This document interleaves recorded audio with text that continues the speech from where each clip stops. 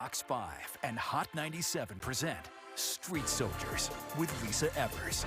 I'm so glad you're joining us for this episode of Street Soldiers on the George Floyd tragedy and its impact on the future of policing. George Floyd's disturbing death at the hands of Minneapolis police is already having an impact on how police departments around the country are training their officers.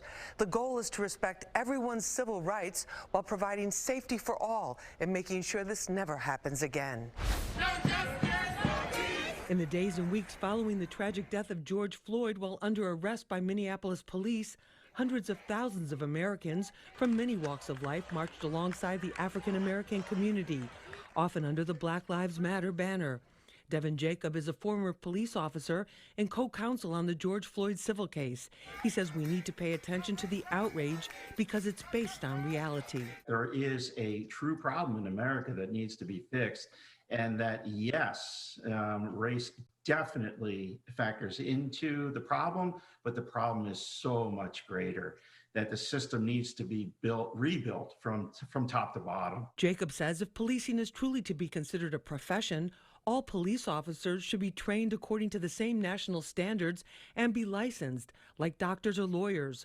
Former NYPD Assistant Commissioner for Training Robert Gonzalez says the three other police officers on the scene, along with Derek Chauvin, should never have stood by and done nothing. He says change is already underway. We're teaching our police officers that if you see someone who's actually using excessive force, that you have responsibility to end that force. And if you don't, then you're just as guilty as the person using that force. So that's the new trend. That's what's happening, not just locally, but nationally. Reforming police tactics is just one aspect of what needs to happen to ensure equal justice for all, says criminal defense attorney Charles Tucker Jr. The courts are also coming under scrutiny. The foundation is institutionally plagued with racism. Let's address the foundation from its root. Let's start rebuilding it. Don't be surprised if you start hearing more about the idea of police officers carrying malpractice insurance, too. There's much more to this. Let's find out what our panel has to say. Joining me for this conversation is Devin Jacob. He's a national civil rights attorney. He's also the co-counsel in the George Floyd civil case. He's also a former police officer. Devin, great to have you with us. Thank you very much, Lisa. Thank you so much for being with us. Also joining us is Dr. Robert Gonzalez. He's an assistant professor of criminal justice at St. John's University and a former assistant commissioner of training for the NYPD and former NYPD officer for more than 2 decades. Dr. Gonzalez, thank you so much for being with us. Thank you for having me, Lisa. Thank you so much. Also joining us is Charles Tucker Jr. He's a criminal defense attorney, handled many big cases from the local level, state, and also federal. He's also managing partner of the Tucker Moore Law Group, and he is a former prosecutor in Kings County, New York, aka Brooklyn. Charles, thank you so much for being with us. Pleasure to be here. Thank you for having me, Lisa. We really appreciate it. Charles, you've handled a lot of cases, a lot of different types of cases. With the incident where George Floyd lost his life, what outraged you the most? Just the tragedy behind the whole incident. The disregard for human life on such a magnitude level, and the disregard by an individual who is charged to protect the public. In a span of 9 minutes, he not only ended the life of Mr. Floyd, unfortunately, but really put a black cloud on the good work that police officers are doing every day, to show that when one individual shows such a disregard and treat an individual in such an inhumane way, it hurt my heart to see that play out on the streets in Minnesota. No, definitely. Dr. Robert Gonzalez, looking at that as a former police officer and somebody who did the training, we're going to talk about some of the tactics and techniques coming up in this show, but what was your initial reaction when you saw that horrific video that stunned so many of us and saddened us? Well, like you mentioned, Lisa, I was stunned. And not just me, but every police officer. What makes this incident unique is that the community and the police both agree that this was abuse of force, abuse of authority, and criminal. My colleagues in law enforcement all agree that this was a murder that took place, and we all viewed it, we all saw it. So that's what makes this incident unique. And that's why there'll be a lot of changes, not just locally, but nationally in law enforcement, because police and community agree that this incident was the catalyst to a lot of changes that are going to take place. Devin, Devin Jacob, when you're close to the family, you're close to the case, you're working with them on the George Floyd civil case. What was your reaction when you first learned about this?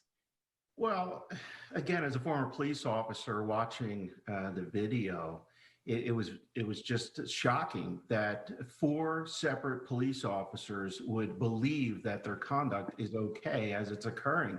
And this didn't happen in a back alley. This happened in broad daylight, on video, knowingly on video, in front of a crowd of people, which evidences the fact that this was systemic. This is something that these officers were comfortable doing out in public for the world to see, and were in a sense shocked when they were called on the carpet for their conduct. So that's what struck you, was that it was almost this sick nonchalance, like this is business as usual, that type of appearance? Yeah, the fact that today, in today's day and age, now that we have cell phone videos popping up all the time and we're reviewing this type of conduct or similar type conduct often, that a police department would still have officers who, again, they're not doing this at 3 a.m. in a dark alley, but broad daylight, heavy traffic in front of a crowd on display as if they're proud and look at what we're doing for you, community. That evidence is a real problem. We have much more coming up right after this. Charles, when you saw that video of George Floyd that went on for so many minutes, you saw what was going on, that resonated, especially in the Black community, because of systemic abuse that Black men and Black women have endured at the hands of police that's gone unfocused and has not received that kind of attention. Give us a sense of the emotional charge of that. Well, the emotional charges, Attorney Jacob pointed out, it spoke to a systemic issue that has plagued the Black community, arguably for decades, and in some respects since the inception of the police departments across the nation, which, by its formation, were laden with racism from its inception, which becomes part of the problem. It's like once you start an institution like that with such a dislike and a disdain for a group of people, mainly African Americans, and you try to dispense criminal policing or policing in some respect, and you do it in an unequal fashion and causing injury, deaths. Pick from all the major cities across America. We've seen it. We've seen it play out in New York with the Amadou Diallo incident. And the Black community is just sick and tired. Like, when does it stop? And we're hoping, and I believe a lot of African Americans feel that now that it's on Front Street, so to speak, thank goodness for the technology. The technology has caught up to the issue. Now it cannot be denied. It cannot be denied. Right. Dr. Rob Gonzalez, as a former NYPD officer, you were in charge of the training that officers receive. We recall what happened with Eric Garner, who was put in the illegal chokehold and died from that. And then that resulted in different types of training changing with the NYPD. But when you look at what happened to George Floyd, what struck you about the way the officers were behaving? Well, in different jurisdictions, they have different use of force policies. What needs to come out is there need to be one national standard spearheaded by the Department of Justice on use of force guidelines. Again, you have different jurisdictions that operate differently as it relates to use of force. With New York State guidelines and New York City guidelines specifically, based on my experience, again, we cannot do chokeholds here in New York City. What we're finding out in this particular case is the way that he was restrained was considered an acceptable tactic. And I find that just very disturbing.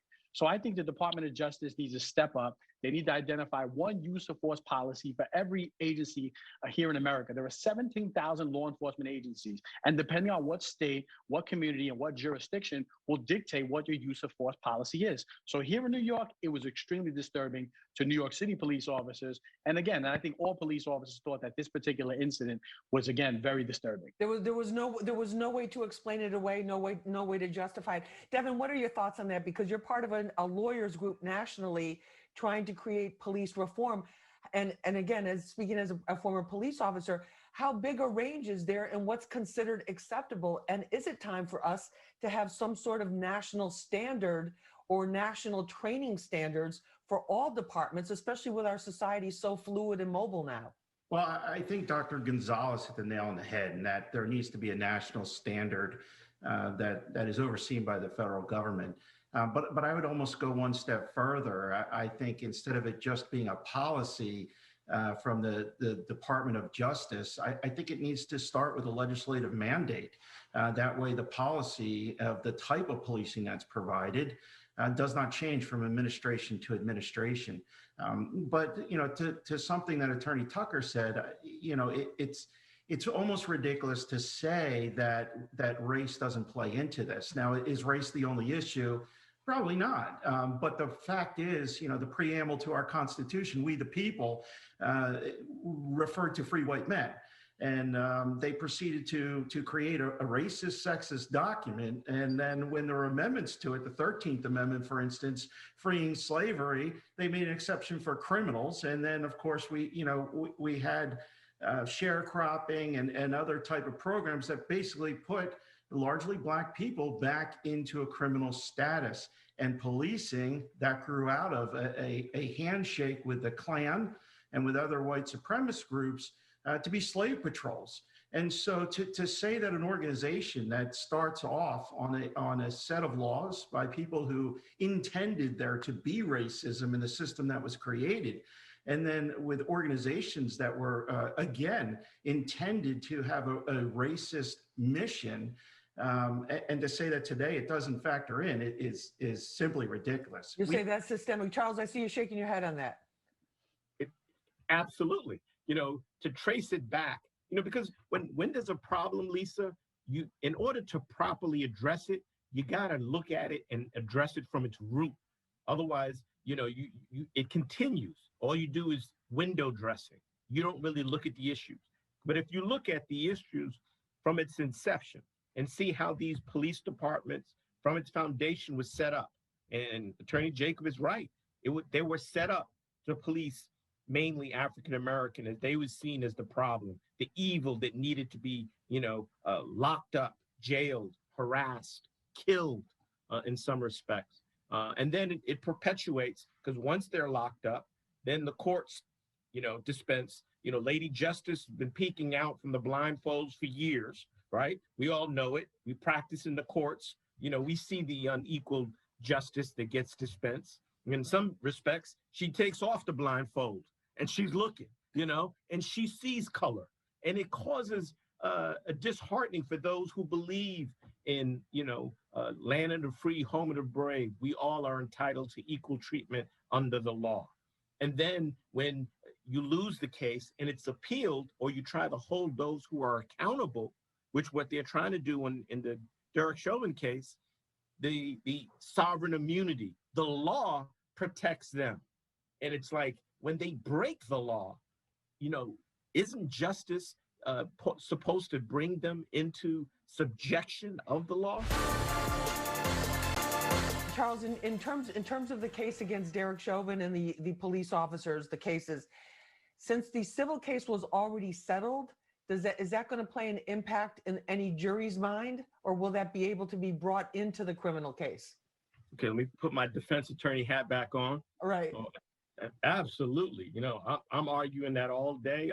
If I was defense attorney, my change of venue motion would be boom on the judge's desk as soon as I heard that information. And in large part because the civil case is based on liability, right? The municipality was being sued for their failure to protect Mr. Floyd from the actions of the individuals involved. So if the liability is accepted and there's a settlement that is reached, and again, arguably for different reasons, and I'm not going to get into the reasons. And in fact, I agree on some level that, the settlement needed to occur. Question is timing. But if I'm representing Officer Chauvin, then the timing is everything, because in this moment in time, I have to convince 12 people that my guy was following the rules and regulations set forth by the department. So if there's something out there now that shows there's a conflict, like, no, that, that he possibly was wrong and they've accepted that, then yeah, I'm saying you've now tainted my jury pool. And Right. we need to take this trial elsewhere. And for my argument would probably be an egregious one, that the only place that this trial would be able to take place where the jury could not possibly be tainted is like the moon. Right. Because with technology and everywhere, everybody's gonna, there's no possible way. So judge, if you can't take me to the moon to try this case, I don't know how we're doing it. My client will not be entitled to a fair trial. Right, especially with everything that happened in Minneapolis. Devin, looking around the United States, one of the issues that is concerning many people is what's acceptable. Obviously, different police departments now have different standards for how to restrain. All these things seem to come around restraining somebody when they're trying in the process of making an arrest, either somebody that is, we saw with George Floyd complying with them. At other cases, that somebody trying to walk away, they try to restrain them or whatever. And sometimes they're just there and they try to restrain them and something tragic happens. In terms of these use of force, like how is it really a very wide range of what's acceptable from your point of view?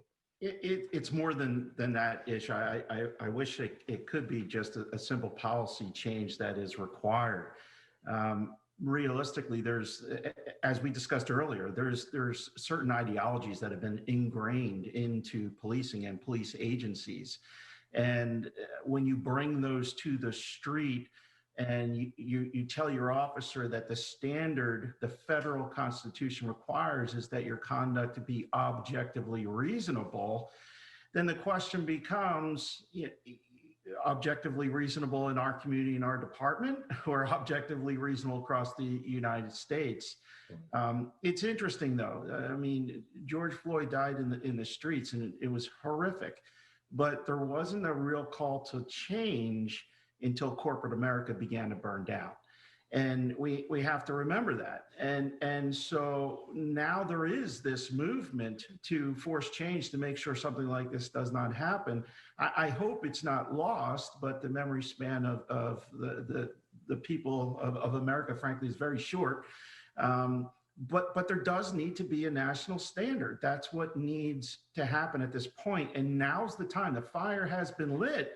And so now's the time to push that issue. And I think it's for the legislature to give a mandate to the Department of Justice to create a national standard and national training. Every other profession has it. In medical profession, we have national standards. Right, that's true. I didn't even think about it that way. But for policing to call itself a professional or a profession and then not to act like a profession with standards, it's ridiculous. It's time. Rob, what about that? You've helped design training programs and looking at the training. What about national standards? I think there would be a tremendous amount of blowback against that, to be honest. Well, there will be. But again, it's also up to the local legislators to sign on. We know that in New York City, after the George Floyd incident, there was legislation with the New York City Council to implement the I Can't Breathe policy, which some police officers feel it has handcuffed their ability to do their job. But if you're restraining an individual and he can't breathe, well, then you have to adjust your tactics, right? So it might start at the local legislature level or even on the state level, but there should be one federal mandate, perhaps even one federal czar, for lack of a better term, to oversee all misconduct of policing, right? Right now, it's all independent based on local law, both based on state law, but nothing federally, where the Department of Justice has full authority to implement a national policy of use of force. The same way after 9/11, they came out with a national policy on how to respond to disasters. And local law enforcement got funding to train their officers Well, now's the time to do that on a local police officer level so that the local agencies have one policy, one use of force standard. We educate the entire nation on what that policy is. That way, everybody looks from the same lens. There's no confusion on what's appropriate, what's adequate, what's ethical, and what's even legal. If we have one standard, then everyone will be on the same page, and now's the time to do it. Thanks for joining us for this episode of Street Soldiers on George Floyd and the future of policing. You can watch the show again and share it with your friends on our Fox 5 NY YouTube page. I'm Lisa Evers. Remember, use your mind. It's your best weapon. Let's push for peace, love, and justice for all.